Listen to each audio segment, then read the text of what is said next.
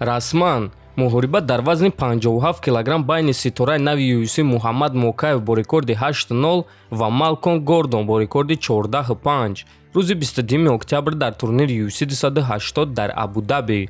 Ассалому алайкум дӯстон, хуш омадем ба шабакаи мо. дар навори имрӯза барои шумо тозатарин ва муҳимтарин хабарҳоро аз ҷаҳони ММА омода кардем. лайкро зер карда 3-4 калима комментария нависен. мо боша наворо оғоз мекунем. дӯстон, агар ба шумо дороҳои гиёҳӣ бо сифати баланд ва нархи дастрас дар кор боша, пас мо ба шумо беҳтарин ширкат шифофарморо тавсия медиҳем. дороҳо барои шахсони хунукзадагӣ, барои қавӣ кардани мардонагӣ, барои хароб ва фарбеҳшавӣ, риши мӯи сарбарорӣ, равғани сиёҳдона барои ҳамаи дардҳо ва боз бисёр дигар дороҳои гиёҳии босифат. худи ҳозир ба номерҳои дар экран буда занг зада дороҳои даркории худро дастрас кунед ва ҳатман аз номи канали Паҳлавон гап занед. ҳамин гуна дӯстон, шумо ҳам дороҳои даркории худро ба даст меоред ва ҳам канали моро сахт дастгирӣ мекунед. дӯстон, чӣ хеле ки аллакай аз наворҳои гузашта медонед, ташкилоти Eagle FC муҳориба барои камарбанди муваққатӣ вазни нимёна ташкил мекунанд ки ғолиби ин муҳориба бо чемпиони доимӣ Самандар Муродов вомехӯрад. то имрӯз маълум набуд ки киҳо барои камарбанди муваққатӣ меҷанганд ва имрӯз ташкилоти Eagle FC номи ин ҷанговарҳоро расман эълон карданд. акнун рӯзи 21 август дар Қазоқистон дар турнири Eagle FC 50 барои камарбанди муваққатӣ вазни нимёна ду тобови ҷангувар Имомшафӣ Мухтаров ва Азамат Джикаев муҳориба хоҳанд гузаронд ва ғолиби муҳорибаи онҳо барои камарбанди доимӣ бо чемпиони тоҷики бебоғ Самандар Муродов то охири сол муҳориба мегузаронад.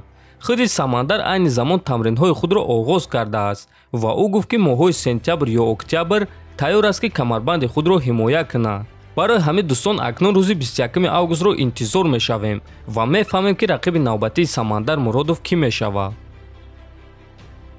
чемпиони пешинаи UFC дар вазни сабук Ҳабиб Нурмагомедов баъди ғалабаи Магомед Анкалаев акси ӯро гузошта чунин навишт ки агар ки ӯ сазовор набошад ки барои камарбанд муҳориба гузаронад, 9 ғалабаи пайдарҳам дар беҳтарин ташкилоти ҷаҳон, аз ҳама ғалабаҳои пайдарҳами зиёд дар таърихи вазни ним вазнин танҳо Ҷон Ҷонс дошт, навиштааст Нурмагомедов.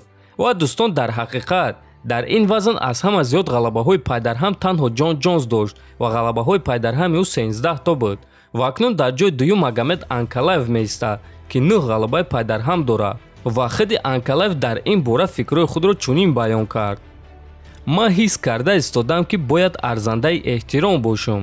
онҳо бояд маро эҳтиром кунанд. кам ҷанговарҳо 9 ғалабаи пайдарҳам доранд ва Эжи Прохаска баъди 2 ғалаба барои камарбанд ҷангид. Обама боша баъди 9 ғалаба ягон чиз надоданд. агар ки UFC маро мешуниданд, пас ин тамоман дигар таърих мешуд. аммо ман ягон чиз талаб намекунам. ман танҳо интизор мешам ва мебинем ки онҳо ба мо чӣ пешниҳод мекунанд ва ман тайёрам ки любой муҳорибаро қабул кунам, гуфтааст Анкалаев. дӯстон, дар ҳақиқат чемпиони вазни ним вазнини UFC Иржи Прохаска дар сеюм муҳорибаи худ барои камарбанд бо Глобе Тейшера ҷангид ва ӯро шикаст дода чемпион шуд. Анкалаев боша аллакай 9 ғалабаи пайдарҳам дорад, аммо ҳоло ҳам ба ӯ муҳорибаи унвонӣ доданӣ нестанд. ба фикри худи шумо дӯстон, Анкалаев сазовори муҳорибаи унвонӣ ҳаст ё ин ки не? метавонед фикротонро нависен. ҳатман дар канали мо обуна шавен то боздид хонободу сарбаланд бошен.